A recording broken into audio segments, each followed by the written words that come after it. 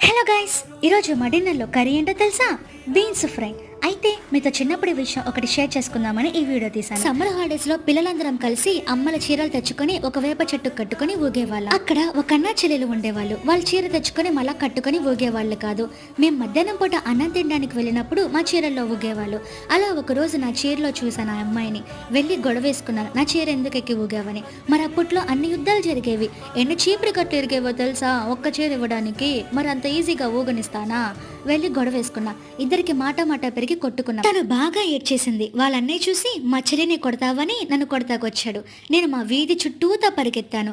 నేను ఎన్నిసార్లు పరిగెత్తినా నా వెనకాలే వస్తున్నాడనేసి ఇంట్లో దాక్కుందామని ఇంట్లోకి వెళ్తే అమ్మ వరండాలో కూర్చొని అన్నం తింటుంది. ఆ అబ్బాయి, ఆంటీ మీ అమ్మాయి మా చెల్లిని కొట్టి ఏడిపించి పారిపోయి వచ్చేసిందని చెప్పాడు.